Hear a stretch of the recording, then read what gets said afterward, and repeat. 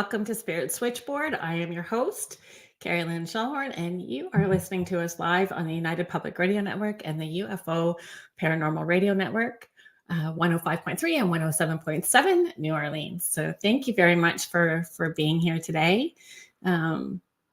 If you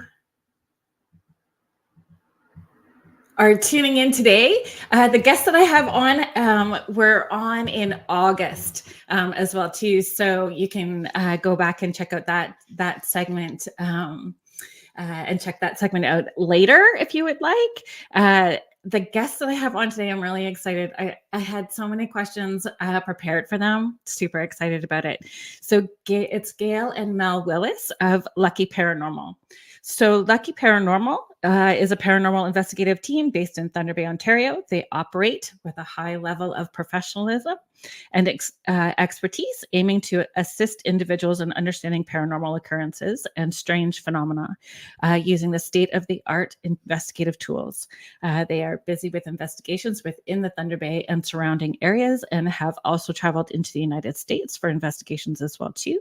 You may have seen them on CBC News, Rogers Cable, hosting public investigative events and charity events to support local businesses. So let's just bring them in. Thanks for being here, guys. Hi, it's nice to be here. It's nice to see you guys again. And I know this was last minute. I tossed this at you really last minute. So thank you for making the time to hang out with me. No worries. Always a pleasure to speak with you, Kerrilynn. Thanks. How you guys been? Good. Very busy. We are doing all kinds of stuff on paranormal type things and organizing different events and just getting ready for 2024.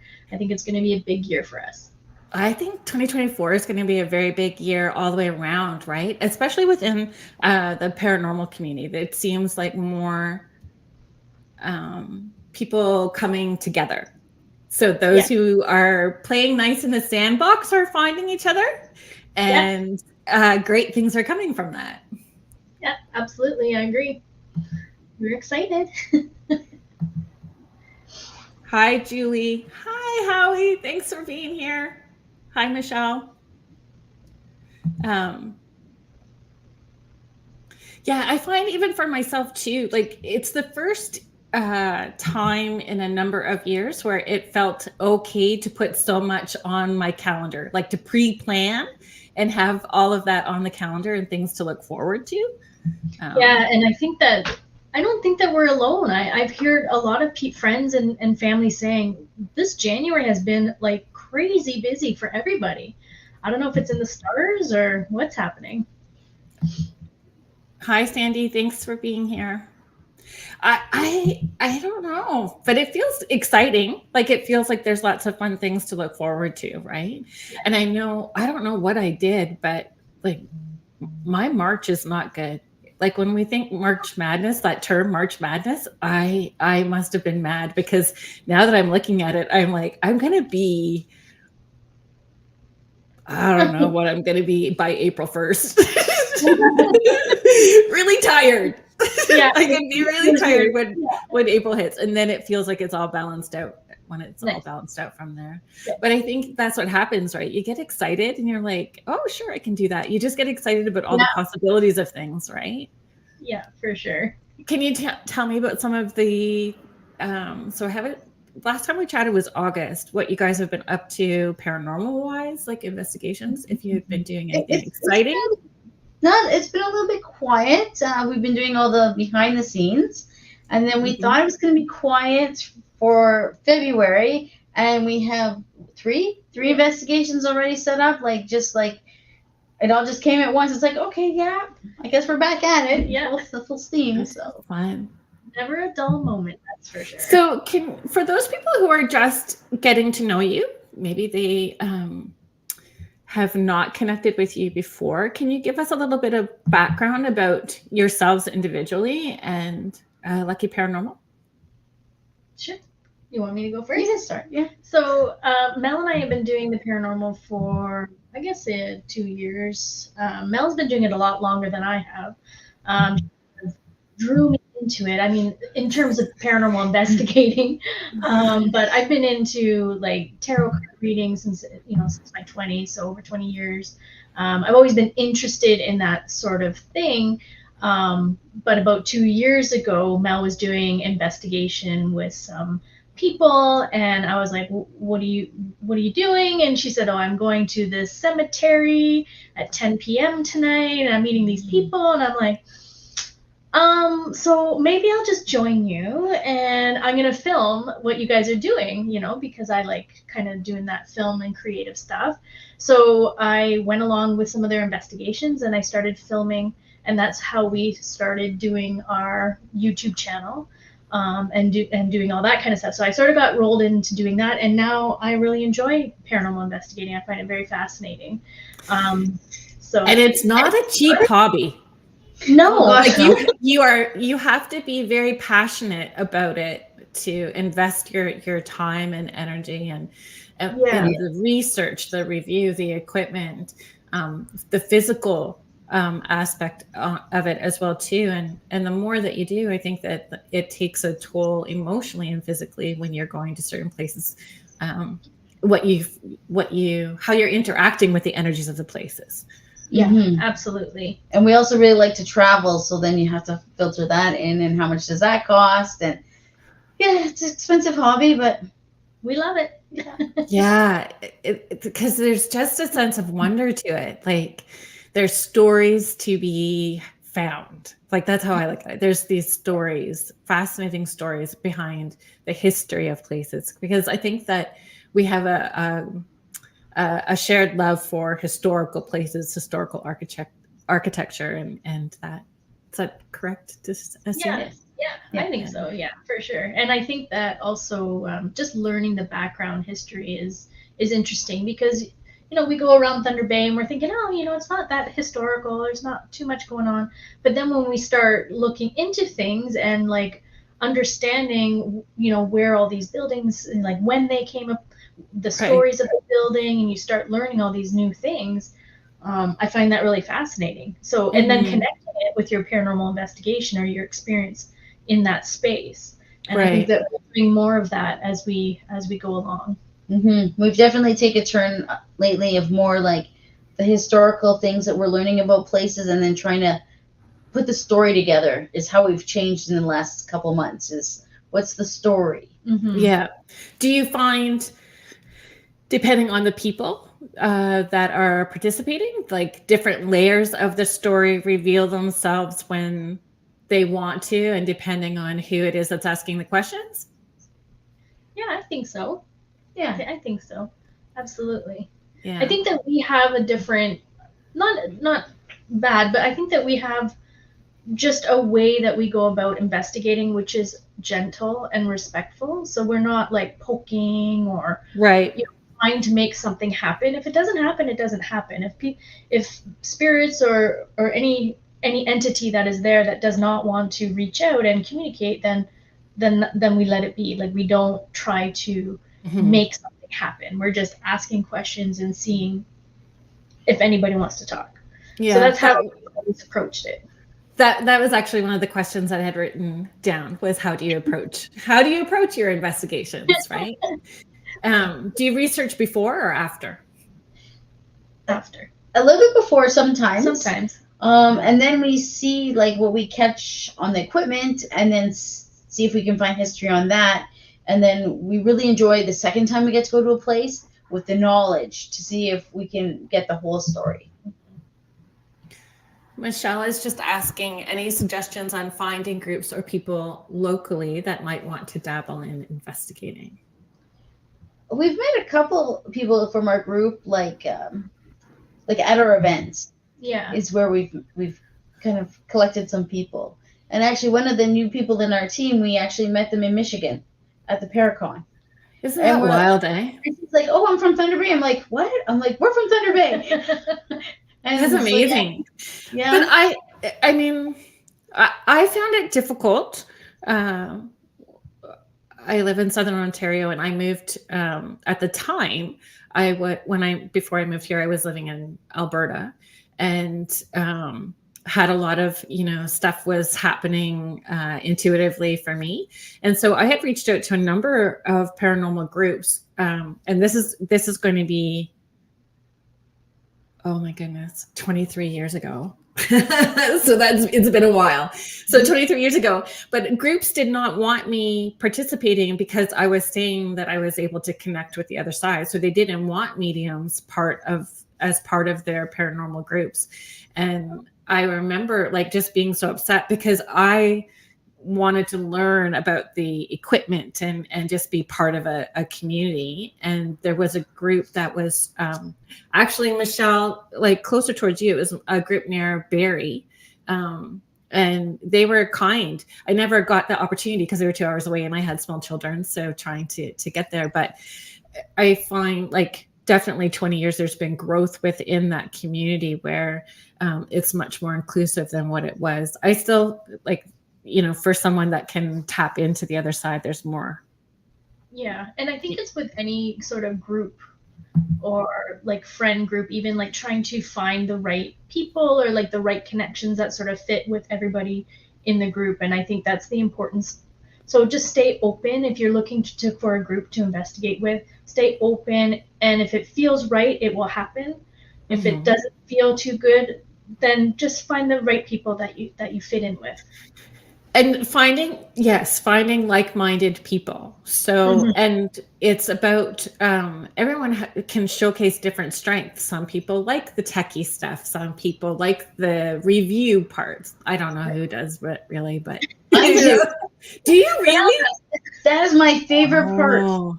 That used to be me. And I was like I really like putting movies together and I do like the video editing, but it takes so much time, like hours upon hours and months to put something together. And so Mel started doing it and now she's found the love. Oh, because every time I hear like some evidence, I'm like, oh my gosh. And so it's almost like I get to relive it again. Right. Oh, so I actually really enjoy doing that part. Because you really do have to, if you take so much time with your investigation, you're going to need that much time to do your review, right? Yes. Yeah. Even more time. It's almost like triple the time because you're going over and over things. Yeah. And then you get other people to listen to it. And then what do you hear? And then you got to listen again and make sure you're on the same page. Right. When we're talking about groups as well too, and trying to find groups, I think, giving yourself permission to know that there's going to be an ebb and flow and shifts and changes depending. So, I mean, especially if you're just getting to know each other, that there's no written rules. There's no written ethical rules in investigating. There's no like guidebook that here's, everybody's got their own personal moral compass and belief systems, which are all different. So, being okay to have those boundaries and what works, because we have to feel safe because we're putting ourselves in vulnerable positions. Yeah. Yeah, for sure. And the other thing also, just to add to that, is that the paranormal community is so large. Don't give up. There's going to be your tribe. So just keep going to Paracons is really a great way to meet like-minded people or local events and check online and see if there's any local events that you can go to, because we've met some really great people in Winnipeg. We met them at the Palmer House in Minnesota. So you never know who's going to be where. Exactly. So just don't give up and your tribe will be there. Just keep going. It's meant to happen. And putting it out there, right? Putting it out there that and sometimes you don't find the group because you're the one that's meant to start the group. Right. Yeah. Okay. I'm just sort of reading through this. 1 second. Thank you, Allie. Thank you for being here and thanks for trying to support. I need her to hear me. So we're not going to be able to hear you. But if you write comments, we'll be able to read the comments. I'm the snack person in our group too. We may have talked about this in the last segment. We have a snack person in our group. We Oh, do. that's perfect. Yeah, It's there's got to be yeah, one snack person or the coffee run person, because again, I think people don't necessarily understand that it is. You could sit there for a very long time with nothing happening. That's right. yeah. Yeah. Or I find that if I'm in an active place for a couple hours, that all of a sudden I'm exhausted, and I'm like, oh my gosh, like I need a break. Yeah. It can be draining sometimes. Yeah. Mm. Kel, I'm not sure what the questions are. I'm really sorry if there's a level of frustration that's happening. If you can hear us, that's what's meant to happen. But we can't hear any of the live listeners that are commenting. We can only see the questions, and so there's no speakers that are muted or anything like that, because it's not set up as a meeting where everybody's participating, where we can hear everybody. I had a question for you guys. Do you feel like locations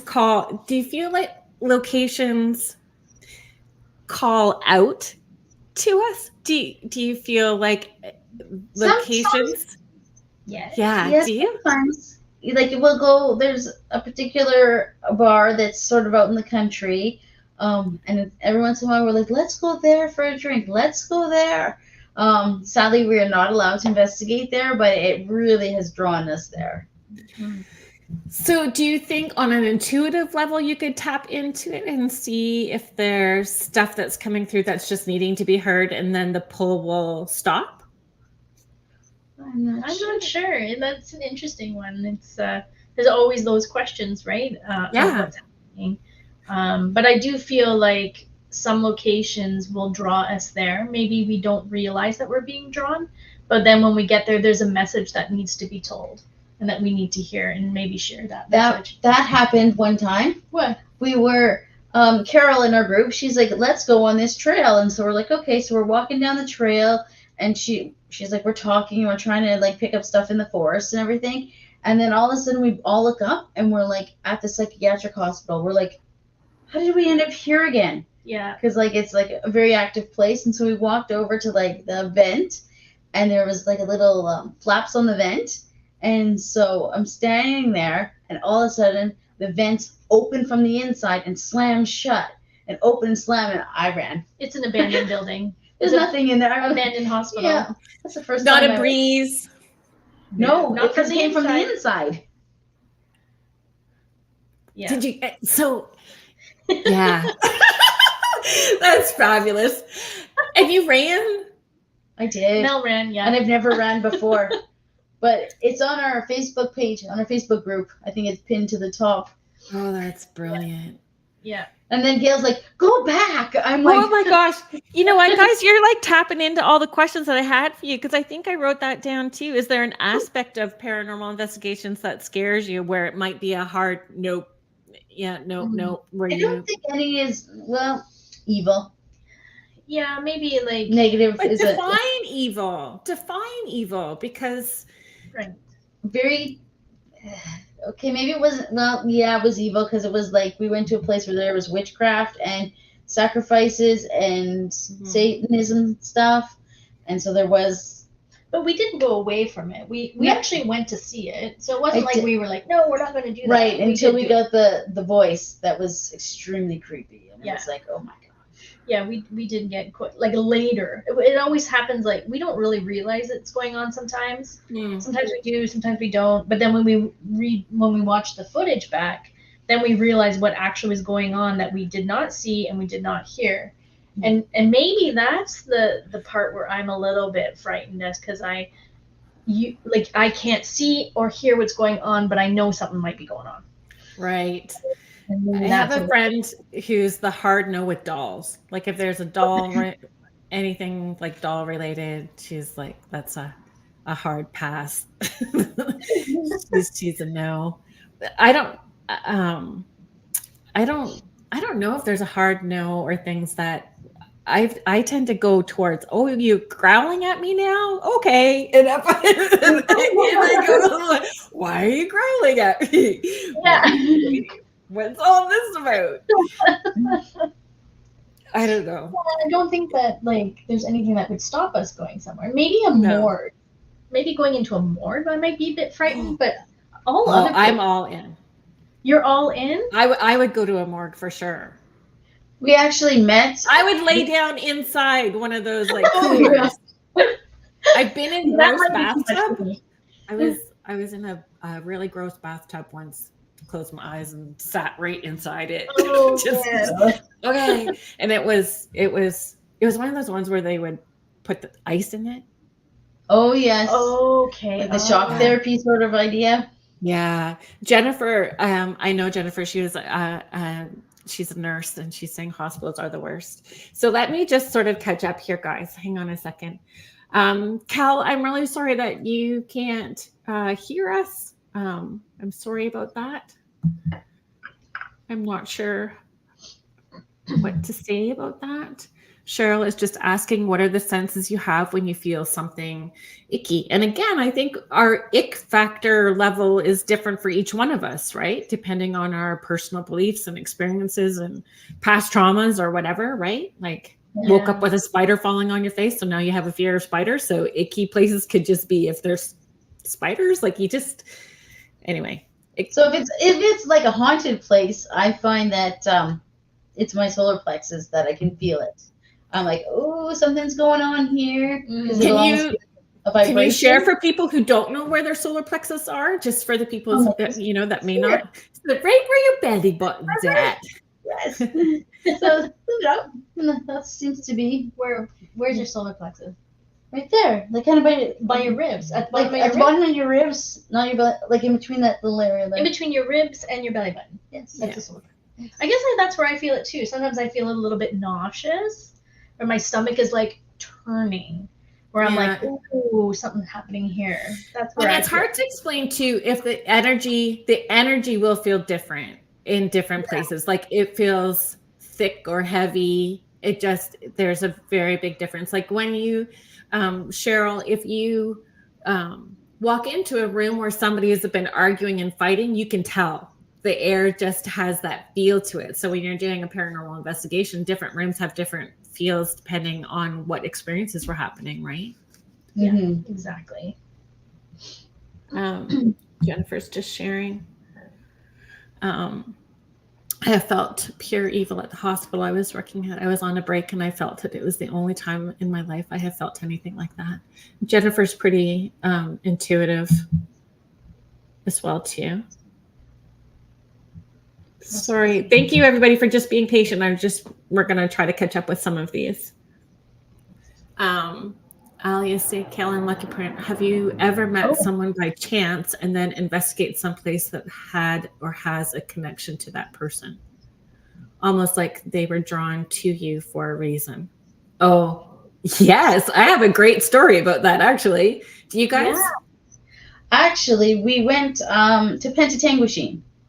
Do you know where that is? Mm-hmm. It's kind of where, like north of Toronto, north of Barrie, or over the Barrie. Yeah, and so we did an investigation there, and then we had to fly home. And that night we had an investigation at the library to do, and I don't even know how. I think the spirit box kept saying Charles, Carl, Charles, Carl. We're like, are you from the Beck house? And then like all the lights were going off, and we're like,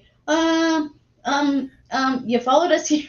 Yeah. So not a physical person followed us. No, a spirit followed us home. The spirit from Pentatanguishene Mansion followed us to our hometown and presented himself at our library event with several other people in the room. And we're kind of like, I'm like, okay, this is different.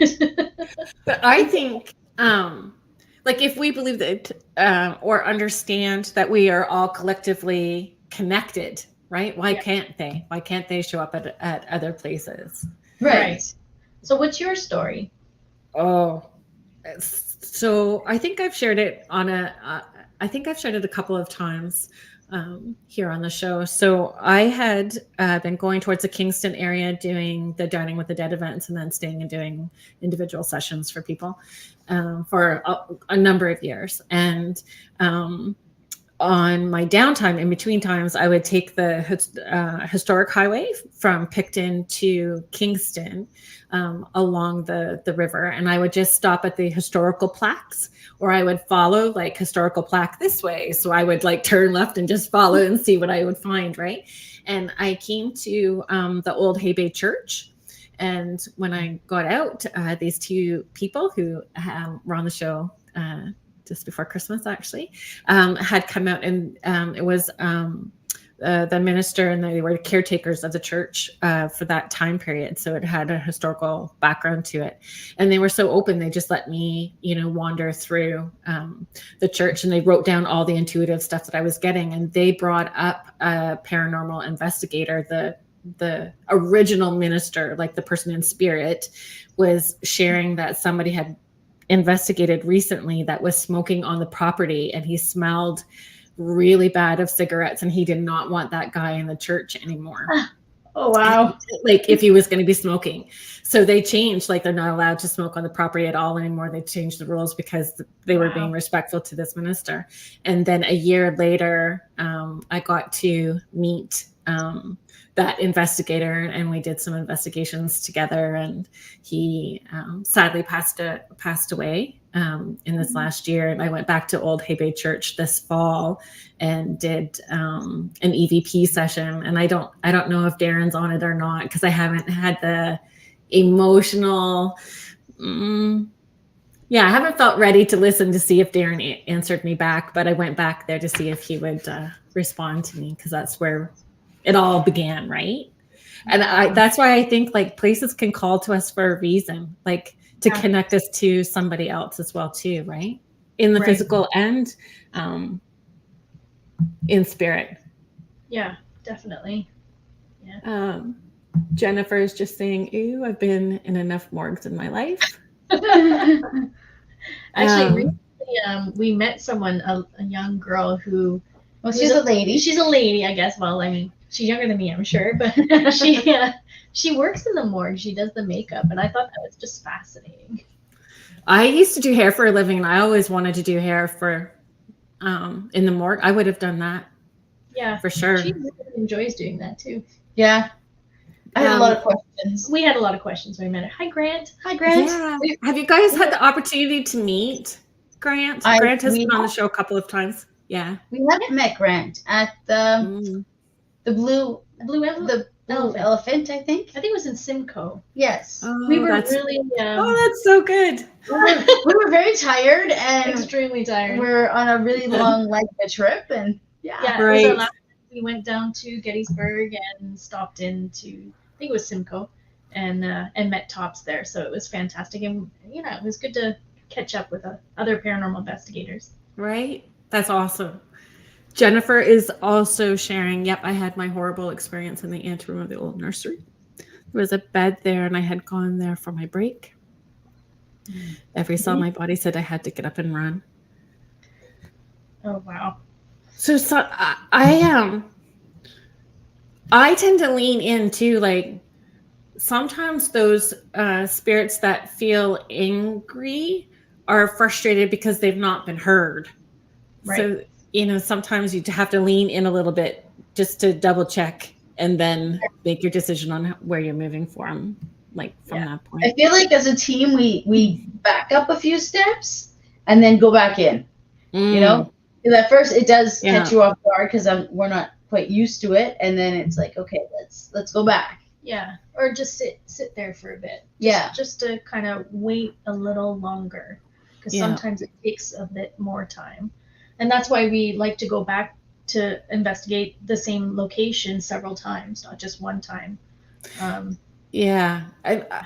I find that the spirits can also become friends with you, or they get used to you. So the interaction is different. And then they also lead you to other layers of the story, right? Right. Exactly. It's just fascinating. I don't think that we'll ever understand or learn all of it. No. but it's nice to try. Oh yeah, yeah. Having that sense of wonder. Yeah. I look at it like Christmas every day feels like Christmas for me. I wonder what's going to happen today. I think with investigations, it's that way too. Like I realize that I've had this ability from the time I was a kid, but I'm still learning. Like I'm still learning about my own gifts. I'm still learning about the other side. There's so much that I don't know, that the opportunities are exciting to me to be able to understand more, right? And then when we get to be with like-minded community, it's fun. It's good. Yeah. And that's the benefit of having the paranormal community, because we all learn off each other and we all have different skills to bring to the table. And I think that's just wonderful. It's a fantastic, positive community that I feel like we all belong to. So. Sandy is just sharing, I can go to the morgue, but once I was at a barn sale and I felt so sick. I felt fear, etc. And I had to leave. On the way out, I saw an old sign hidden by the trees. Oh, an abattoir. The barn used to be an abattoir. Wow. Yep, that would make you feel sick. Yep. For sure, that would make you feel sick. And it's hard when you're when you are empathic enough and you're feeling those things physically. That's where you get really tired, for sure too. Yeah. Okay, so I was trying to, I wanted to be able to go with the flow a little bit, but I had a whole bunch of questions pop in like just before we were starting, and I was thinking about intuition and paranormal investigations, and so I just wondered if you're comfortable sharing those sorts of things. You know, people, because I've seen it a number of times, so I just wondered what your thoughts were about it. People go on investigations and then they have the paranormal experience that is unexplainable. Like they can't debunk it. It's definitely something that's weird. So yeah, we're gonna say, you know, this is an experience. But then people will talk to their spirit guides and ask for a sign, or their loved ones that are on the other side, if they can show you some direction or guidance, and then you immediately debunk it and ask for a signier sign. Like, you know what I mean? Like, so they can go on location and yep, that's something. And then in your daily life go, yeah, no, I need the burning bush. Yeah. Yeah, exactly. I don't find I do that, actually. I just wondered if you've seen it, or if you do it, or witnessed it. I've witnessed it quite a bit, actually. When if I put it out there, like for a sign from my mom, right? If it's very small, I'm like, yes, that's my mom.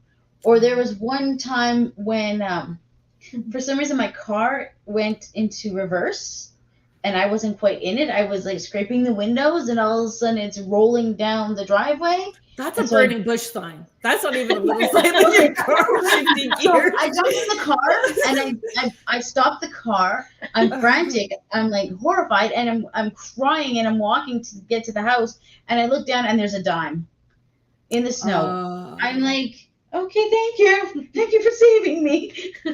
That is wild. I had no questions that somebody put the dime there, you know, to let me know that they had a hand in helping me. Yeah. And I find signs, especially with dimes, it just really needs to be weird.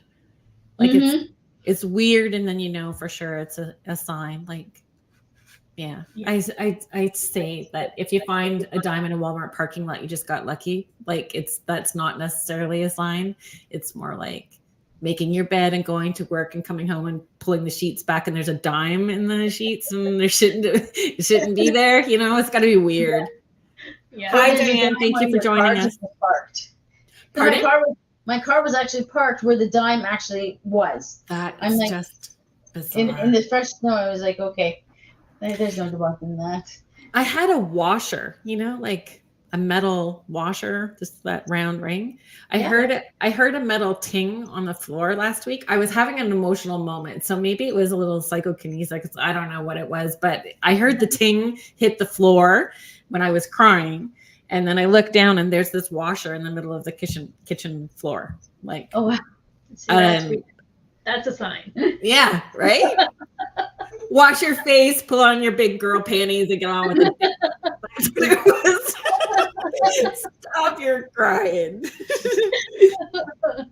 But yeah, it's fun. It's fun. It's fun when you get those signs. And I not that I want to call people out, but I mean, when you're in a team, there should be that comfort level as well too, in holding people accountable, like that we can hold each other accountable and have those conversations to support each other in order for all of us to do the best that we can when we are there for the location, the client, if it's for a client as well too, right?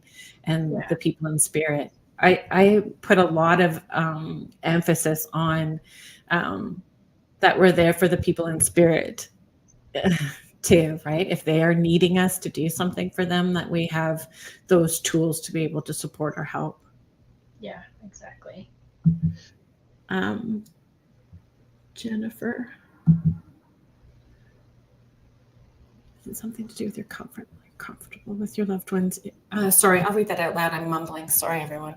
Jennifer is just asking, is it something to do with your comfort level? You're comfortable with your loved ones in spirit, so you want more signing or signs.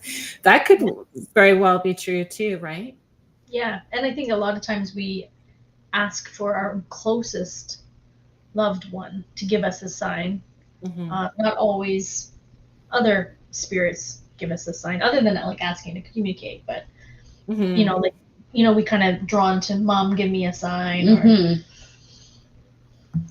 But then if we're in a location, actually we were at a location a couple weeks back, and there's like a DJ booth, and there's like a dance floor and everything, and we're like, hey, what did somebody say? Oh, the spirit box says nobody knows, and then Carol starts singing nobody knows the trouble in it.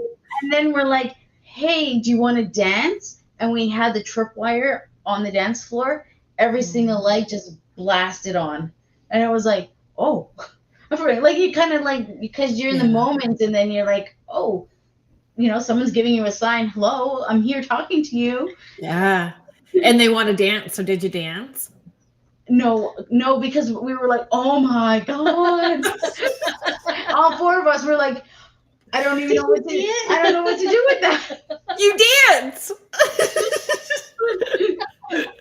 Next time we go there, I'll dance. Yeah, we're going there. Yeah, get some John Travolta moves going. It's awesome. Diane is just sharing, I found a 1 cent in my kitchen that had a date, 1884. Wow. That's cool. That is awesome. That is awesome. Yeah, that's wild. Do you guys have specific equipment that's your go-to that you like using more than other equipment, or new equipment that you're excited to figure out and test and play with? So we have this member on our team who is building equipment for us. Oh, that's awesome. You may not want to share the secret then. Like, no, you may want to hang on to it. Either. Yeah, he's not sharing the secret either. But He's like, I'm like, what are you building? He's like, well, you'll see. I'm like, okay. And then he's like, 2 days later, I just ordered a thingamajig for the thingamabob, and I'm like, what are you talking about? He's built an SLS. Yeah, he's fixed 3 spirit boxes of mine. I don't know what's going on with my spirit boxes. They seem to be breaking, which is one of my favorite tools. I like the voice recorder. Yeah, voice recorders. And the tripwire, we're really enjoying that. Mm-hmm. And mine is the iPhone. I use my iPhone for everything. Really, hey? Yeah. So just different apps on your phone? No, I videotape. So I'm taping everything. Videotape from your phone. And then I catch a lot of EVPs on there, or like things in the background that's happening that we're not aware of. Yeah. So Because when we first went to the restaurant before the whole dancing and the light thing, we were at a table talking about the DJ booth, and you could hear a little boy say, "Let's go dancing" on Gail's video. But at the time, we didn't hear it, so we just carried on and, went to the dance floor. yeah, so that's one of the stories that we're developing. Yeah. We go there often now. Oh, that's awesome. Particular restaurant owner, yeah. And I think they get comfortable, right? Like where you become friends. So yeah, that's interesting. I don't know if I have, I like all of it, but I don't know if I have a particular piece of equipment that I enjoy using more than others.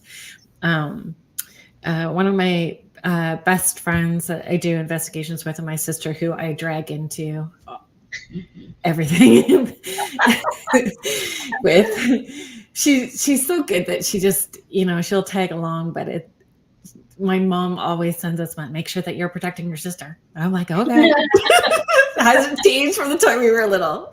But we always do like a seance at Christmas time. And because I had been so sick, and my sister too, my sister was dreadfully sick over the holidays. We didn't get together like the way that we normally do. And so we just did our holiday seance, the three of us, this past weekend. And so I'll channel and we'll use a spirit board and we have the equipment and stuff, but everything died. Like everything, the tripwire died, the recorders, the batteries drained, the GoPro, the camcorder, every single piece of equipment, REM pod, and I always put brand new batteries and everything, regardless if it's at home or if we're going out, and it all just like died. Oh my. Wow. It was So crazy. was it a special location, or this was like your family home, or This room right here. We were hanging out here and it all died. It all died. It was absolutely wild. So I think and it wasn't even like, sometimes we get a lot of activity that happens when I do the seances in here, but I don't know if it was a lot of energy. So we were waiting for something. I kept asking, you can't really see it, but I have like this battery candle chandelier thing that hangs from the ceiling because we don't have lights in the ceiling here because it's an older home. And I'm like, make it spin. I want it just to go around in circles, please. And yeah, that didn't happen. But all the equipment, one after another. wow. So it's almost like they were trying to make it spin. They're like, we'll grab this energy and we'll take this one. Yeah. When I do the Dining with the Dead events, I'm always like secretly, when people are eating their dinner and I'm waiting to go out to start sharing messages, like, let somebody's like glass move across the table. Like, you want all the lights to shut off and turn back on again. You like that interaction somehow, right? And I was getting frustrated. I'm like, that's super cool that you guys are amping up, but like, I don't know. So I guess they don't want to be the entertainment monkeys either, right? Like, we're always asking them, can you show this again or do more? And Right. Yeah. Right. here's your big stuff. Maybe they were just saying they didn't want to play either, so they just kept shutting all the equipment off. We'll show her. Yeah. Jennifer is just sharing, KL, I was blown away when I used your Estes headphones at our seance. Also, the spirit board with a planchette was incredible when the planchette moves, and it was my brother. Yeah, we had a great seance when you were here for the seance. Lots of weird. There was another family that, friends actually, sorry, but it was chosen family that was coming through for them. And it looked like part of the ceiling was the galaxy. Like part of the ceiling had this movement and glitter to it, like you were looking up at stars. Wow. And it was dark in here. So like it was, I think they can, right? They can do all kinds of stuff. That was a burning bush moment. That was like, whoa. That was definitely a whoa moment for sure. So I have a question for you, Kerry. Yeah. Have you ever done like remote viewing? I've Mhm. recently watched someone explain that to me, and I'm just curious if you ever done that remotely. Yeah, remote viewing happens almost in every session that I do with clients too. Okay. Like I have a structure that I like to do when I'm doing sessions. So I want them to show me how they've passed. So I'll feel all that rows of children or siblings, things that they see going on that they're happy about, worried about, guidance if they've got guidance. Then I always ask them to show me if they're hanging out with the clients, if they're hanging out with them, and where are they hanging out? What does that look like? And if they're giving them signs and symbols. So at some point, they'll show me what that person's house looks like or what the cottage looks like, or they'll pull me to those places. Remote viewing plays a very big part for me. Oh, wow. And to, I think, like when I was working with that investigative team from the Kingston area, I was able to tap into places before knowing what those places were even going to be. Yeah. And then that helped them. So I didn't necessarily have to be with them to investigate, that I could tap in from here. Wow, that's fascinating. I find that just very, very fascinating.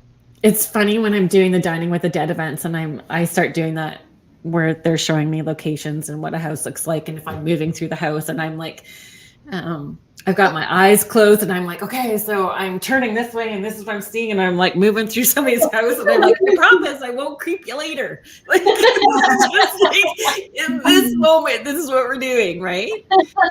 So yeah, there's a little bit of voyeurism, I suppose, that happens when you're doing it, but I mean, for good, right? Like if lots of good can come from doing remote viewing. Mm-hmm. I just wanted to have a fun question too, if that's okay. Do you watch like paranormal movies and stuff like that? Like, Gail's terrified. I'm scared of horror movies. I won't really like the scary ones, and not for me. right. Well, they don't necessarily have to be horror, but I was thinking like Sixth Sense, but I guess that's kind of a horror movie. But I watch Sixth Sense every year. I love that movie.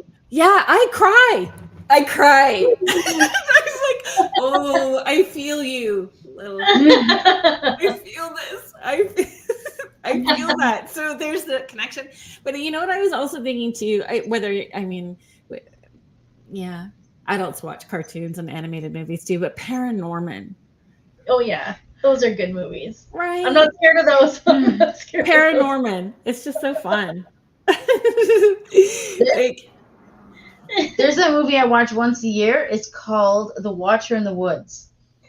Have you seen it? I haven't, but I'm going to write it down right now so that I can look it up later. What kind of movie is it? It's a Disney movie, and it's about a seance, and something goes wrong, and it's just like one of my favorite movies. Yeah.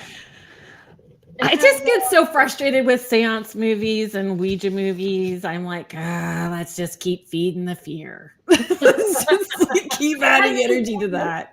It's from the 80s. Yeah. Who's in it? Like I think Betty Davis or something weird, like old. Betty Davis is in it?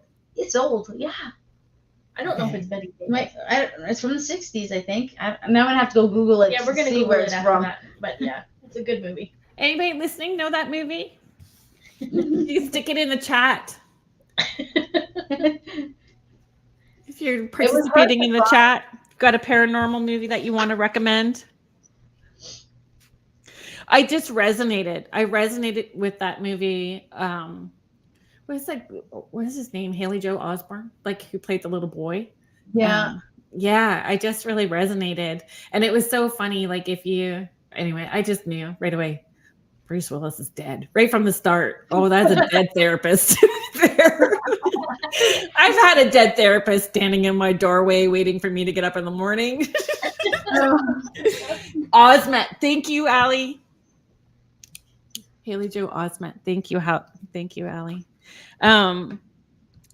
Yeah, I want to come back to Linda, I love that movie. I do too. I love that movie, but it definitely Have you seen The Others?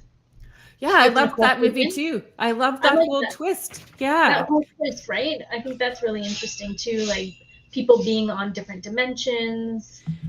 Yeah, And it's really interesting. I had a conversation with somebody today who's a little guy, can see people that are crossed over. He's just little, 5. Oh, wow. And he's trying to explain or understand where are they, right? So, trying to find the language to give to them to understand what that other side is or where it's connected, because it's at like layers that are just over top of us, right? Right. Yeah, I see dead people for sure. Burnt Offerings. I've not seen that either. Is that a movie that you guys have seen? No, but it sounds familiar. Burnt Offerings. I'll have to write that one too.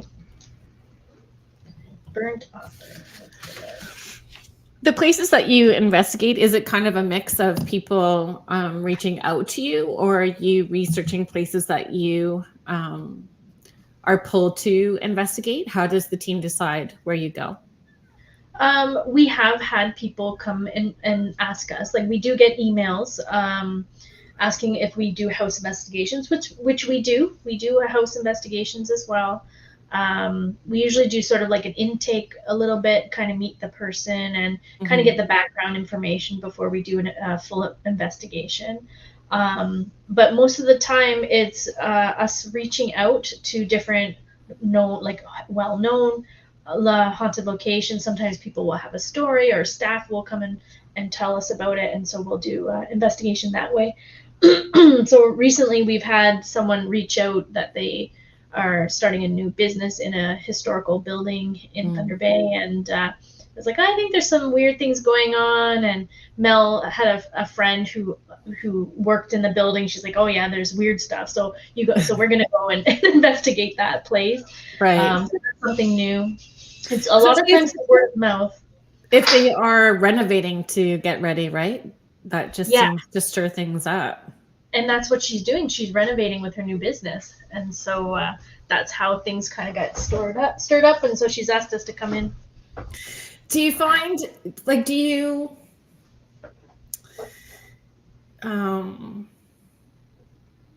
introduce, like, I was always like, so that owner of that building is going in, if there are spirits there, the spirits, that's their home. Like, if we think about the movie The Others, right? Like, they're there, so that person that's coming in doesn't belong there. So I'm like, anytime I go in, hey, my name's Kerrilynn, just here to chat. Just want to introduce myself. We're just going to ask questions, not going to be, mean. So I wonder, if people were forward thinking when they were going into a space, even if they knew if there were spirits or not, and just sort of set your intention if that would change some of the, activity. I'm here to play nice. Here's some rules. And that's how we approach it when we go into new locations. We're like, hi, I'm Gail. This is Mel. We're just here to talk to you and see if you're willing to communicate with us. And then we've also gone into different people's houses and we've sort of recommended them have that communication and that conversation with the spirits that are there, just to kind of, have more relaxed atmosphere and kind of, share who they are. And that it's okay to share space. Yeah. Here's how we can do this, right? Right. Yeah. And sharing space. Exactly. Do you have you run into, if it's a business and even in a historical building, but I suppose it happens in residential as well too, if there's traumas that happen within the area that just seems to gravitate to a different place, or there's a spirit that pulls other spirits in, like sometimes it's not even connected to that specific building, but pulled in from somewhere else. Right. Yeah, exactly.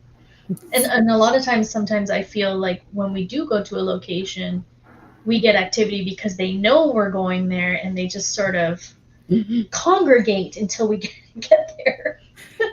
Yeah. I have gone like on an investigation where it feels you can see them as you're approaching, where it looks like Yeah. Well, here she they're like comes. getting yeah, and then it becomes a game of hide and seek. Like once you're there, because they're wanting to engage, but kind of like on their terms, and they think like I know the one investigation that we did. We would whistle, they would whistle back, but it would be from a different floor on the opposite end. So then we go down to that end and do it again, and it would be over where we were prior. Like it was like They wanted us to play or chase, right? Yeah. Yeah. But when we think back to what we had been talking about earlier about heavy or icky, so my friend Jody, who I was talking about, we did the seance over on the weekend. We do a lot of investigations with pioneer cemeteries. We decided, like, I wanted to do a pioneer cemetery crawl, is what I've called it. So every summer we're doing this pioneer cemetery crawl and investigating the pioneer cemeteries. And it just felt, she just kept getting the words on the spirit box that kept leading her away from me. So then she was going to be separate on her own, and she kept feeling like she needed to go. And then I got my hackles went up, and it didn't feel right. And then all of a sudden she felt super nauseous, and it just went sideways. So I think that, yeah, that wasn't a good one. That was like paying attention, like they were trying to separate us and pull us in a different direction for a different reason, right? Right. Yeah. We had an experience similar to that when we were in a forest in a haunted location here, and there were little kids giggling, and everyone I was with was excited about these little kids giggling in the forest. Yeah, no. And I just stopped dead. I'm like, that's not a kid. And I'm like, where's the river? And I could hear it, and I just like went right through the bush. I'm like, get out of here, guys! Like, it's not what you're thinking it is. Yeah, little children like giggles like that is usually something. And it was something. And that's funny. So my friend Jody and I, at one of the cemeteries that we went to, I could see, I said, there's a little girl over there. And I'm like, she's a legit girl. She's not like, she's not something pretending to be a little girl. She's a legit little girl. And, she showed me like it was a farming accident and all that kind of stuff there was. And, I mean, for me, I don't know for you guys, but it feels different. Like when we're talking about lower and lighter as well too, it feels almost like slogging through mud when it's heavy or trying to be deceitful in some way about what they are. And when it's lighter, it just flows fast and it feels different, like electric in a good way. Yes.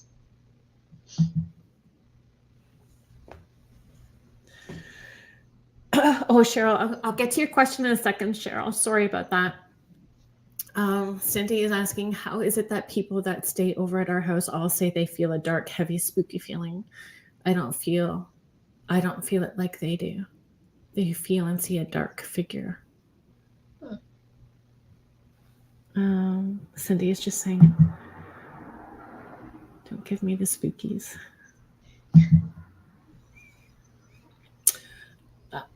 Again, it's kind of, we can give you some suggestions to what we think, but we can't give you a specific answer. Do you guys want to approach that? No? We're kind of in the same boat, because I went to see the psychic, and she's like, oh, there's a gentleman in your house, and he's mad where the fridge is, and she had a whole dialogue, and I'm like, my house? Where? I'm like, she's like, it's so obvious. I'm like, well, I live there, and like I do this, and I'm like, no, that's like, there's like a barricade. I can't see it, probably because I don't want it in my house. You know, so I have, maybe she perhaps has a barricade that, no, I'm not looking at that. That makes it real. Yeah. Right. And that's what I see too. Everybody's on a different place, or that spirit may not want to present to you as well too. That spirit may be choosing to present to other people. And dark figures is a whole other conversation, right? Like, is it a shadow figure that because shadow figures can be different things. Mm. But if your personality hasn't changed, if you're not feeling as irritable, if there's, not mental health issues as well too, like there's all kinds of different factors with some of these experiences. Yeah. Medications, physical illness, there's all kinds of stuff. Cheryl is just asking, have you all investigated together? I can't remember from the last time. We haven't met in person yet. Not yet, but we're going to. It is coming soon. Do you want to? You can share. Yeah. Want to share? Yeah. So in October, Kerrilynn is joining us here in Thunder Bay, Ontario, for Lake Superior Paracon. We are so excited for having everybody come up and join us. We have a great speaker lineup. Kerrilynn is also speaking. No, you're not speaking. You are doing a workshop on the Sunday, but it's sort of like a weekend event. So it's October 5th is the main day, and then we have a VIP night on the Friday. And then Kerrilynn is doing her Spirits and Sweets on Sunday. And the VIP is in the restaurant where the DJ and the lights go off, and we're having all these experiences. Yeah. So we're very excited to have our meet and greet there. Yeah. So we're having the VIP meet and greet in the haunted location, and the Paracon itself is also in a haunted hotel. So super excited. Yeah. And can we?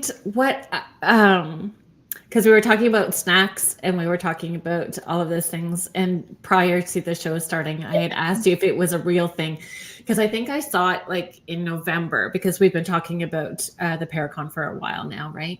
And I saw this pastry thing with pink icing, and I screenshot it to ask you if that was a real thing, because if I'm going to Thunder Bay, I want to eat one of these things. And it's a real thing, and it's called a what? A Persian. A Persian. So there's a store called The Persian Man, and he makes Persians. And then there's a couple other different restaurants that now make their own Persians. And yeah. So it's a specialty in Thunder Bay. They only make it here. And it's like a big cinnamon bun that has raspberry icing on top. There's a couple of specialty desserts for Thunder Bay. So Persian is one, and the other one is a Sally Ann, which is like a chocolate type thing. I don't know. I don't eat those. You don't eat those ones? No. But yeah, the Persians. And not only that, you can buy the Persians, like the pastry, and eat them. But our restaurants in Thunder Bay also take those Persians and they cut them in half and grill them, so you can have a grilled Persian for breakfast. Yes. Oh, and you're gonna eat one. There's so many people who are like, oh, you're coming to visit from Thunder Bay? Bring us some Persians. So the Persian man will actually freeze them and give you a tub of icing, so they're easier to travel with. Yeah, and you can fly down. Wild. So like I'm from Sault Ste. Marie originally, and I mean the Italian community up there is so fabulous, and the food is so different in Sault Ste. Marie than anywhere else. So my sister and I, when we go home, we bring a cooler, and we stock up on Pinot's sausage and Aurora's like half-baked pizzas, and we like bring all that stuff back down with us because we can't get it the same down here. But yeah, those pastries, that sounds it's delightful. So like I get spooky things all weekend long, get to meet people that I'm anxious to see in person, and Persians. Yeah. There's more we'll share about that in a second. I just want to get caught up here with some things. Sherry-Lynn is just sharing, I think my little boy says he loves me every time I see numbers in multiples. Every time I see them, I say I love him so much. And that's when you understand how that dance is happening, then you get more.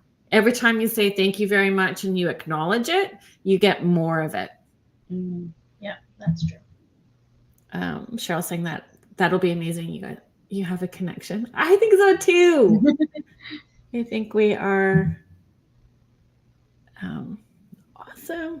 Yes, Michelle. Actually, you guys, is there an opportunity, like investigations are happening at nighttime as well too, right? Yes. So yes. There will be investigations. which I don't want to know about locations, so don't say anything tonight. Okay. Please and thank you. There just will be. I like a don't know anything. Let me go in. Okay, good to know. We won't say anything. Yeah, so that's why I always say shush with love. People see it, but they don't really know where it comes from. But people get excited, then they tend to overshare, right? So I go like, stop talking, shush with love. Let the folks tell me. I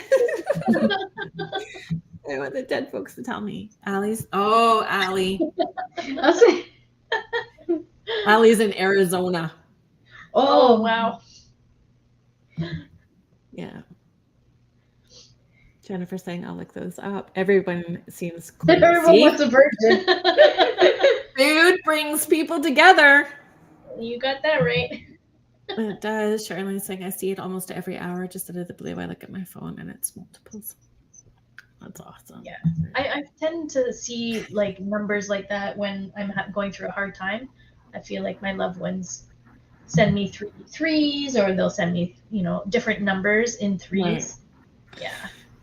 I'm not trying to rain on anybody's parade, but I do play both sides, even though I talk to people that are crossed over. Is sometimes I feel like our bodies we get into a natural routine and habit where we almost program ourselves to look at a certain time, like we know to wake up at a certain time. So I think some of it is that, but then the rest of it I do believe is coming from spirit as well too. Allie's just sharing Tombstone. And look at, you guys are so fabulous, Allie. You and your partner. He's so stinking cutie patootie. You guys are so perfect for each other. I just love it. It's like, yeah, awesomeness all the way around.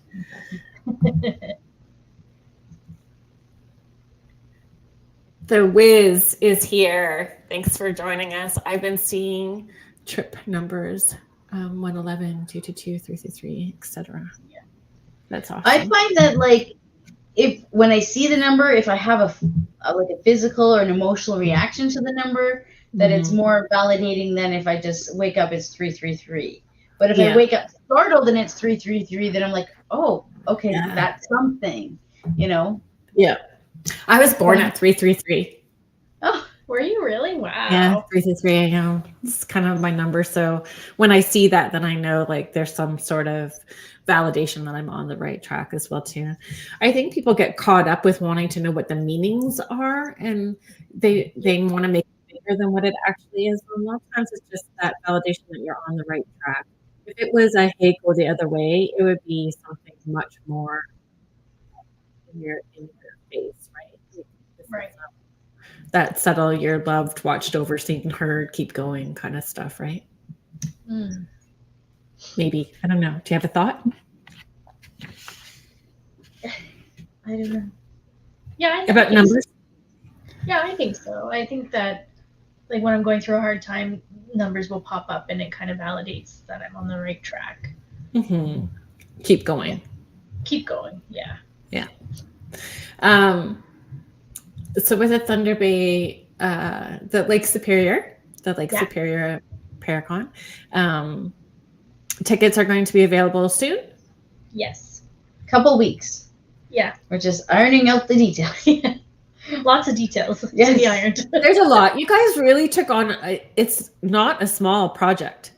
No. Well, no. We thought it was going to be a tiny little Paracon, and then all of a sudden, people are saying yes, and we're like, Shane Pittman's coming to Thunder Bay. I'm like, oh my god, Jeff Bellinger. I'm like, where are these people coming from?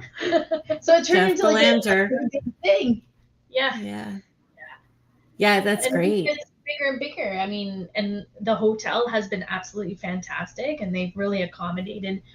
We've rented the entire floor, so they're really accommodating, and I think it's going to be a fantastic event. I'm really, really looking forward to it. I think it's going to be great. Another host from UPRN is also going to be participating. So Laura Lee Potvin, who has the Angel Rock on Mondays and the thing at the foot of the bed with David Hansel on Thursdays. She is also going to be participating and doing a workshop there. So I'm just really, it'll be the first time I get to connect with Laura Lee in person as well too. So I'm really excited about being able to connect with her when we go up in October. So I feel like it's going to be like one big fun sleepover party. You know what I mean? Exactly. Bring on the ghosties and the snacks. We're all hanging out. And the Persian delivery midnight. Yes. Maybe we can ask the Persian man to sponsor Persians. Free Persians for everybody. Oh my gosh, that's so funny. Yeah, but it's just for people who have not experienced Northern Ontario, it is its own little, I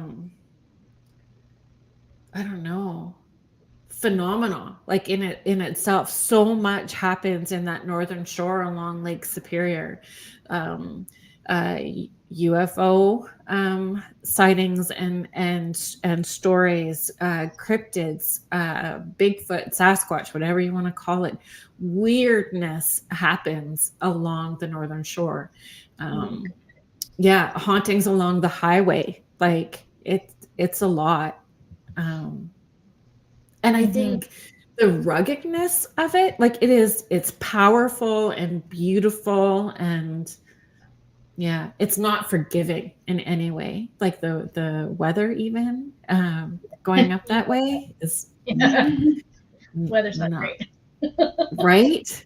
Like it's a lot. And I was in like outside of Sault Ste. Marie, not even because it's another 8 or 9 hours past Sault Ste. Marie where you guys are. Yeah. And there would be times where we'd be snowed in for 3 days waiting for the plow to plow our road out so that we could even get out. So like it's a whole other way of the wilderness. I love it though. Love it. I love everything about it. I told my kids that when I die, I want to be cremated and shot off in a firecracker along Lake Superior just before Wawa, like maybe around Old Woman Bay or something, like Catherine's Cove, somewhere in there. That'd be a nice place to stay. Yeah, that would be nice. Perfect. Yes. Shoot me off in a firecracker. And then I tell them, like, and I'll know how to haunt you. No passive aggressive pressure there at all, right? So funny. Julie, it does, right? It does sound like it will be a lot of fun because there will be lots of people to meet and connect with. And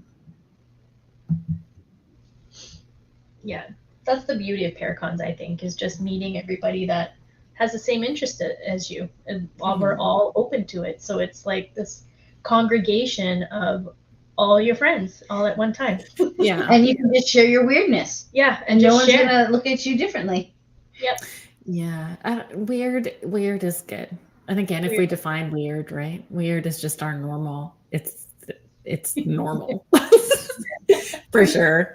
If you guys are just joining in, if there's anybody just tapping into the show now, thank you so much for joining us. I am your host, Kerrilynn Shellhorn. You're listening to Spirit Switchboard on the United Public Radio Network and the UFO Paranormal Radio Network, 105.3 and 107.7 New Orleans. And we have Gail and Mel Willis from Lucky Paranormal, based out of Thunder Bay, Ontario, joining me on the show today. We were talking about the Lake Superior Paracon. So the tickets are going to be available soon. Where can people go to find information about that? So you can go to www.lakesuperiorparacon.com. So it's the webpage is up. It's still a bit of work in progress, but we have some of our speakers showing there. It'll have the probably in about 2 weeks, I'm hoping. We'll have the tickets on sale. We'll have the agenda up there. We'll have all the workshops that we're doing, all the speaker information, any of the other extra events that we're having. So with you, Kerrilynn, we're having that Sweets event on Sunday. So that'll be an add-on that people can go to, and also our VIP event on the Friday evening. So it's a full day. It's a full day on Saturday. It's a big weekend. Yes. Yes. And our investigation that we're having is limited to only 30 or 40 people. So it's a very intimate place. Like there's not going to be hundreds of people in the same building. Oh, so it's one investigation. Yes. Gotcha. So far. So far. But I can't tell you, so Please They'll have don't. to the website. So here's the thing with me too, though. I don't know. Yeah. Don't think loud around me either. Uh-oh. Mm-hmm. What do you Yeah. mean by that? You can read that. So I'm gonna share Julie's statement. Julie's just saying, "I'd love to meet Shane Pittman too." I've met him. We've met him like 3 or 4 times. Mhm. Amazing guy. Yeah. Very down to earth. Very caring. Mm-hmm. Yeah. One of my favorites is Paranormal. For sure. And Jeff Belanger is just such a great. He's again down to earth and personable and a great storyteller. So that will be fabulous too, having him in Thunder Bay. So don't think so. Our thoughts come out before our words come out. So for people who are extra sensitive, sometimes we hear the thought before the words are spoken. Right. So yeah, I know, right? Put your tinfoil hats on when you're around Kerrilynn. I mean, it doesn't always happen, but it does happen sometimes, right? But yeah. I think it's something that I really tried to promote with my children as well too when they were younger. So like my kids and I have this really weirdness where we're communicating telepathically, and wow. Especially my daughter and I, and but it's something that I did with them, especially with my daughter and my youngest, like when they were young, from the time they were young and up, right? And it started like, can you tell me what I got for Christmas? And I went, no, but I'll think it. And if you answer right the first time, then I'll let you know. And so that does happen with Gail and I. She'll be and all of a sudden she'll be thinking something and I don't know what she's thinking. And then I'll say, oh yeah, we got to go and pick that up before we go home. And she'll be like, that's what I was thinking. I'm like, okay, well, we need to do that. Yeah. So it's really great to stretch that intuitive muscle, especially when you're with somebody that you're intimate with, right? Like that you're with all the time, especially families and partners, and that can build easily. Allie's just sharing, how has paranormal investigations changed your personal belief systems, or has it? I don't think it's changed my belief system. I don't think it has changed mine. No? I think it's changed mine. Yeah. Yeah. I was not raised with religion at all, even though we got dropped off at Sunday school, but it wasn't like it's a middle of nowhere. Like, so these ladies just got together to tell us stories, and we'd sing songs, and then we'd give, Christmas concert and Easter lilies to all the old ladies from like all the farms that live close by. Like it wasn't one religion. So we weren't really necessarily raised with religion. So I would say paranormal investigations have helped me have a closer personal connection to I'll just say it, like to Jesus. Like I had seen Jesus. I wrote a whole little blog about it once, jogging with Jesus. So, I mean, and it's changed my personal belief, expanding out in being more open to religion and different religious beliefs. Like it has helped me. Yeah. It's changed from where I was before, for sure. That way. Wow. I don't think that we can have some of these experiences or hear stories without feeling changed on some level. Like even the stories that we hear when we're investigating that are not necessarily coming from the paranormal, but just the history background. Some of it's really sad and powerful and impactful. And we naturally, I think, adjust sometimes we hug a little longer, or we make sure that we don't go to bed angry. Like, I think we change some of our behavior from hearing some of the stories that we come across, right? Yeah, that's true. Michelle is saying my 7-year-old son just did that the other night. Oh, tapped in. Well, Michelle, you are a little Miss Thing with your intuition as well too. So, I mean, your kiddo is going to have it for sure, and he chose such a great mom where you're able to help foster that. So, I think it's brilliant that he felt safe to do that with you. You're welcome, Allie. You're welcome. So I'm just going to share, like, I met Allie on a forum. It was kind of like an intuitive development forum that was hosted by a medium from the UK that had transplanted into the States. And that was like almost 17 years ago, 16 years ago. Yeah. And like, a safe place for me. Allie is definitely a safe place for me. And we connected. We've never had the opportunity to meet in person, but still part, like Michelle, when we were asking about, finding a community, sometimes the community isn't necessarily in your physical space, but extended out. Like Allie for sure is part of a community of a friend network that I feel safe with, but we've never actually met in person. Yeah. Like, and Allie has watched me. Allie has watched my whole journey, like from start to where I am now. And 17 years ago, I was not in the same place that I am now, for sure. Yeah, that's the beauty of the internet, right? You still make connections, even if you can't be there physically. And again, like you can practice. So even like with the intuitive groups, we practice remote viewing, and now I have my own group that I'm able to. And that was the reason why I started that intuitive development group or the mentoring group online, because it was vital to me when I was sort of coming out of the witchy boo closet going, okay, so I've been this way since I was little, and somebody needs to help me feel not alone. Right. And I think that's what the paranormal community can do, right? If we're all playing nice in the sandbox. Yep. Agreed. Yeah, one day. I think our soul family finds each other one way or another. Mm-hmm. And then I think the spirits draw us in too. I think so too. Like, come here. Is there a place that you feel has pulled you to it? Yes. There's a local cemetery that's a little bit outside of the city that often seems to pull me there. Have you figured out why?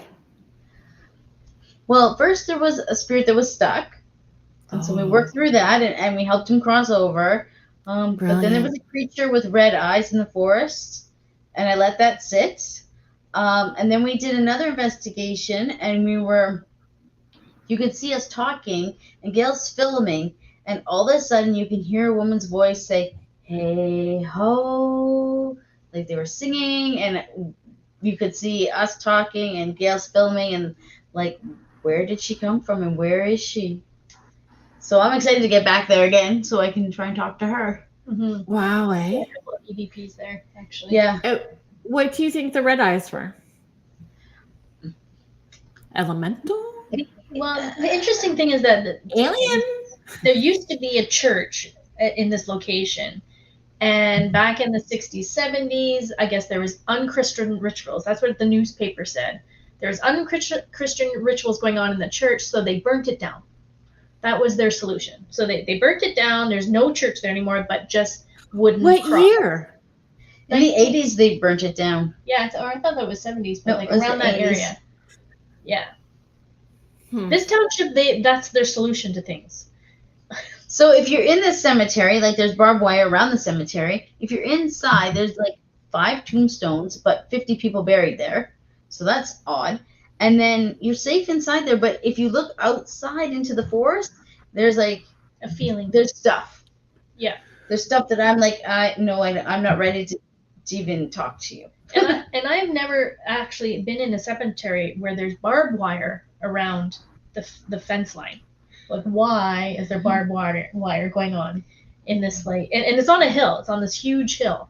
So it's like a flat piece where the church used to be, and then like it's hard to walk up. That's how hard it is. Yeah. With all the wooden crosses, sort of, which always fall down, and someone's there trying to make it look nicer. But yeah, it's a very eerie space, and we've seen a UFO there. Shush. No, it's true. A lot of places in Thunder Bay, in this area, we see orange glowing balls in the sky. Multiple people have seen them that have weird, erratic movements. And I've seen it like kind of slowly going along the top of the trees. We've seen them erratically going around. And so we were there one night investigating. It was getting dark, and sure enough, there's a UFO going in the sky. Have you tried to call out to them? So I know that you guys had shared this story that you had met someone at the Paracon in Michigan, in Sault Ste. Marie, who went outside and called to them. Yes. Have you tried doing that on your own? Not yet. I'm actually a little scared of that. Maybe that's what I am actually scared of. UFO? Is UFOs. Yeah? I think, yeah. Aliens? Yeah. My niece, she literally starts shaking and almost crying.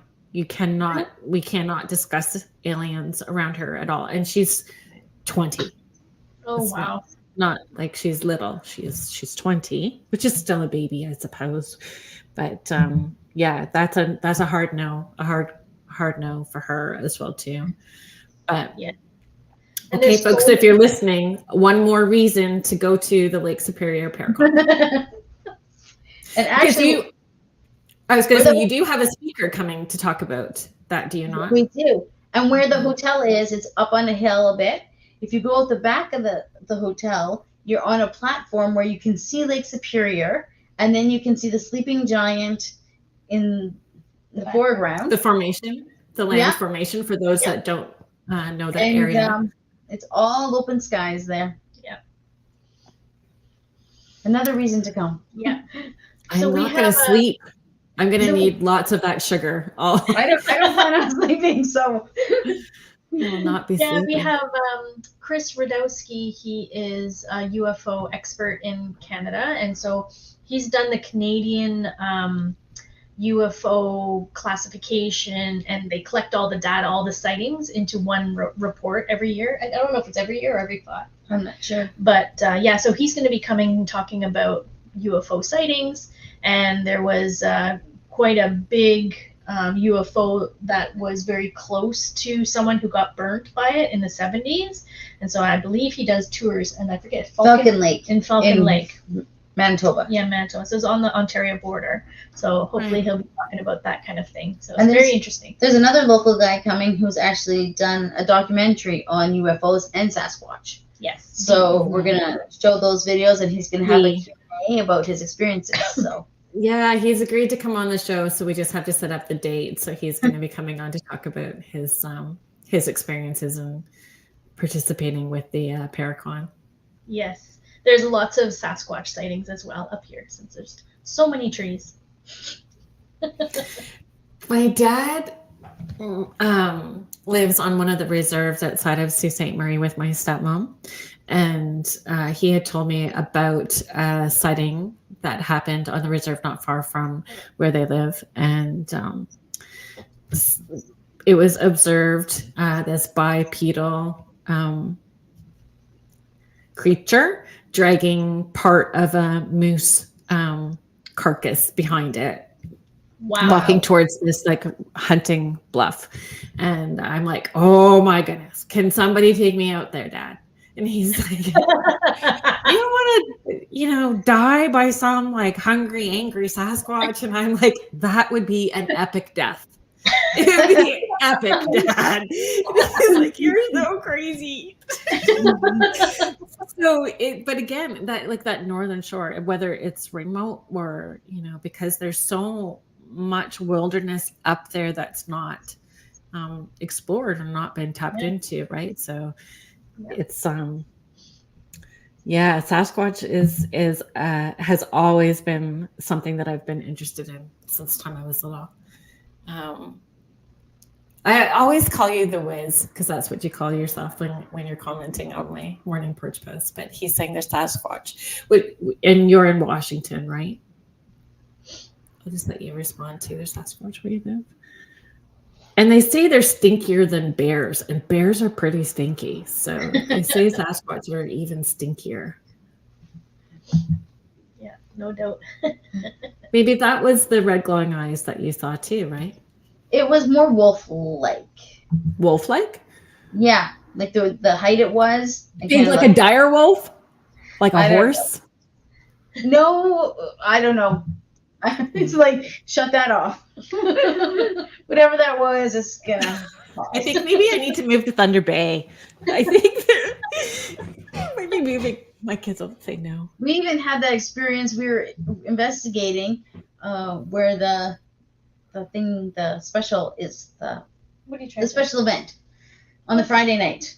We were there, and we're all going up the stairs, and all of a sudden you hear my voice say closing communication. Oh yeah. And I'm like, this is what we're gonna have. I'm like, I'm not talking. And then I'm feeling for my tape recorder. I'm like, I don't have a tape recorder.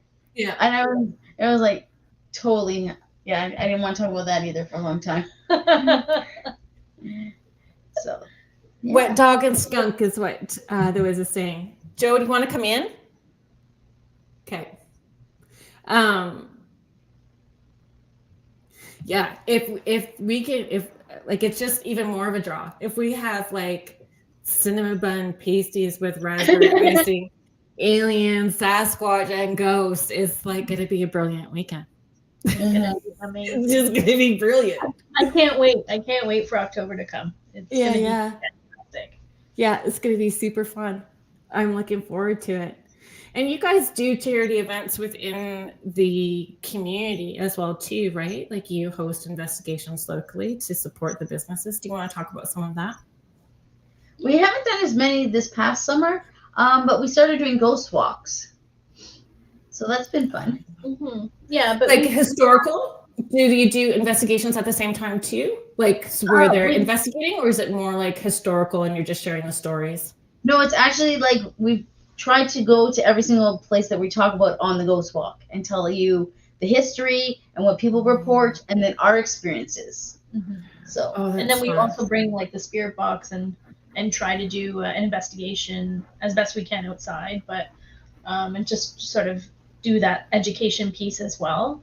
But in terms of like the business sharing, we do go to the museum and we do go to the library. We have had events there, and a lot of the profit that we make goes back to the library and the museum. So that's where we're supporting local business. Right. How important do you feel the education part is? I think it's very important. Yeah, let's talk about that. Yeah, for sure, because I think that there's a lot of people interested, and I think that not that there's a right or wrong way to do an investigation, it's just the safety aspect I think is very important to convey. So we are always sort of sharing how we go about our investigation as an education piece, that we're saying, we're protecting ourselves beforehand. We particularly do a prayer before we start, and then we end the communication at the end, and we very intently and have an intention of opening and closing. And and we also do a whole sage burning of sage routine as well at the end, just to protect ourselves. Mm-hmm. Right. And do you encourage, I think that opening and closing is really important, regardless of anything that you're going to do. If you're going to tap in spiritually or doing an investigation, even if you're trying to use an app, like the ghost apps that are on the phones, you're still opening up a door to something. Yeah. So being mindful that if you're going to open the door, you need to know how to close the door. Right. And what happened when we went to Pentatanguishing is we were so exhausted and we're like, I can't sleep here. I gotta go. So we went to a hotel. We didn't close. We didn't sage. We just picked up our stuff, threw it in the car, and drove. And then we got to Thunder Bay. We're like, why is this guy here?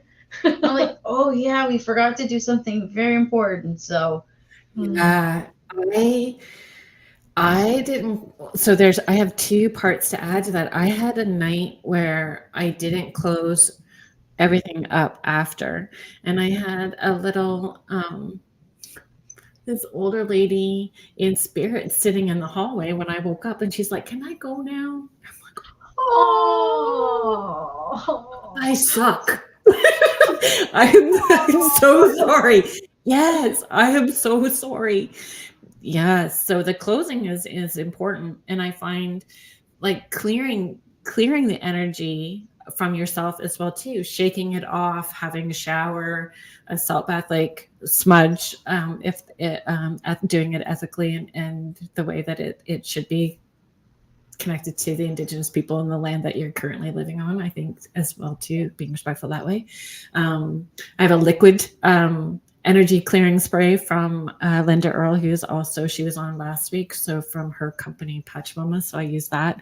But if I don't, because if I've done a big event and I'm just so dog tired by the time I get home and I flop into bed, I call it a psychic hangover. It feels like I have a psychic hangover the next day. Like I can't think straight. My brain is foggy, and it hits me hard. So have you had that experience as well too? I call it a psychic hangover. You might have a different term for it.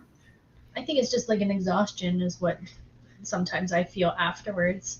If we're not like intently, because you can clear, but if you don't have the intent of a clearing, then it's not always going to work. So, especially at events, it's hard because you're organizing and you're facilitating an event, and you're into that too. And sometimes it's hard to kind of let that go and then clear the energy off of you. Yeah, because you're too busy clearing everybody else that you're taking care of everyone. Yeah. Your turn's kind of like, okay, we're done. I think when we have other people, though, where we stay on top of it, because we want to make sure that they are having a positive experience, that they don't have anything happen after they go home. But when we're doing it on our own for ourselves, not that we get lazy, but we just, redirect our thoughts, are not always as mindful for our own self-care as we are the care of other people. Yeah, for sure. That's right. Yeah. But I've learned to start keeping that liquid smudge in my car, because you can't really like smudge with sage and smoke it all up like it's a clam bake in your car. So I have this like liquid smudge in my car, so it looks kind of like I'm spraying an air freshener or something in my car before I get in, just so that depends too. Like sometimes the messages are really heavy, but tuning forks too. Sometimes I'll just bring the tuning forks and use the tuning forks, and then that's I'm on my way home. I just forked myself. I'm all good. The window's down for some cool air on the way so that I can wake up and we're good.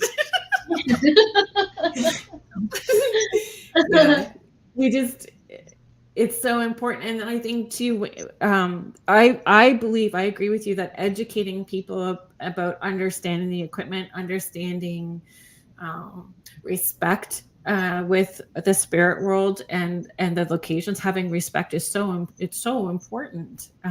Because if those spirits are there, we're going into their space, and we need to be respectful of that. We don't know what traumas they've had, so we don't need to go in adding more to it, right? Yeah exactly. Are there places that are high on your bucket list that you haven't been to yet that you just can't wait to get to? I've made a whole road trip. We're actually going to the UK at the end of April. And so I've got like the Golden Fleece, and I've got Chillingham, and I've got all these places to go. And so 26 days of places. Wow, eh? Yeah. You'll have to come back on after. Actually, you're going to be on Laura Lee's show in April. So will it be before or after your trip? It was before. We talk to her before we go. Yeah. Oh, buggers. So we're going to have to get you on one of the shows once you get back to hear all about those locations. Yeah, we're really looking forward to it. There's a couple locations that we're going that we know are haunted, so we've purposely gone there, and then we're also doing 2 different like organized events similar to what we kind of organize here in Thunder Bay, where this there's one that's a jail, and then there's one that's I think Dudley Castle. A castle. So it'll be interesting to see how they run their events and being with other paranormal investigators. It's not being so alone all the time because we're going to be in other castles with the 2 of us, right? So it's good to, and that's good too, right? Extending that network and seeing how other people ask questions or approach investigations as well too. Yeah. And I think that's super important. I like the same for mediums as well too. Like we all work differently and we tap in differently. So, asking how, people approach, and when we're approaching investigations, it's very different than an individual session with somebody. Reading land, property, the architecture, then the spirits as well too. It's a whole other ballgame. Love it. Yeah. And there's so much rich history there, like so in the UK. Like it was so hard. Like we're going for a long time, but it feels like we've jam-packed every single thing we could possibly think of to go. Yeah. Oh my God, you're going to need a vacation from the vacation. We are going to need a vacation, like a good 2 weeks off when I come back. So funny. But that's how you do it, right? Especially if you don't know when you're going to get to go back. You don't want to miss out on anything, especially if it's been on bucket list. Yeah. Dar is just asking, so are all the spirits stuck here and why? And also, do they all want help going home? I would say spirits that I've connected with, not all of them want to leave. And I don't always understand or know why they're here. There's so many different various reasons, right? What have you guys come across? Well, I don't think spirits, well, some stay stuck, but I think a lot of them cross over and then just come back to visit. Yeah. Like I would hope my mom is not stuck. I hope she chooses to come back and be like, hey, how's it going? Yeah. Smart enough. I find it feels very different. I know I mentioned this earlier. Spirits that are not fully crossed over feel heavy to me, like slogging through mud. It just feels very different. And when they're crossed over and are here to interact, it's lighter and easier. And the ones that want to go home, it's easy to help them. Cross over for the most part. The ones that are a little more stuck, sometimes it's like spirit therapy. You have to visit those locations and keep talking to them to reassure them if they had trauma or fears. And that's what created them to be stuck, right? So, listening. Spirits need people to listen to them. Right.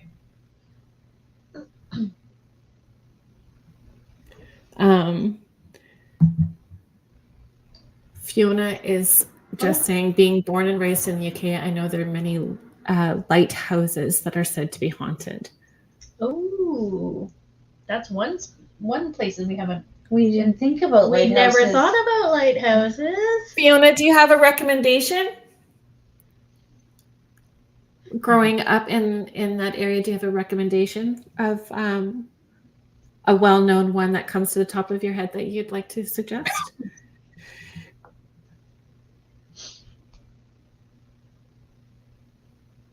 All ready to write it down. We're ready to write it down. I'm really sorry, Kel, that you're having frustrations. I'm perplexed on how to support you with this. Like, we are still live. We are still live. And I'm not sure how you are being shut out. So I'm not sure if it's something from your end. It must be something from your end, because we're not doing anything from this end to exclude you. Dara saying, I hope they come to be with us. Awesome, thanks. For sure they do. They people in spirit, your loved ones that are in spirit, want you to know that there's no disconnect between us and them, and it brings them joy if we are peaceful and good. So they'll do everything they can to let us know we're on the right track, because the more peaceful and joyful we are, the more we can be of service for the people around us. So, you know, it plays a big part.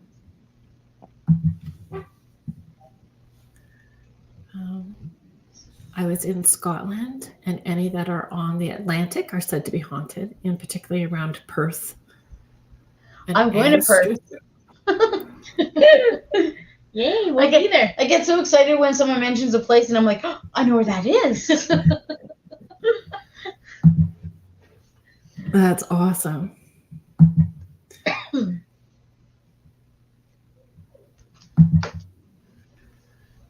Tessa's just asking, do some spirits choose to not to visit their loved ones even if we want them to?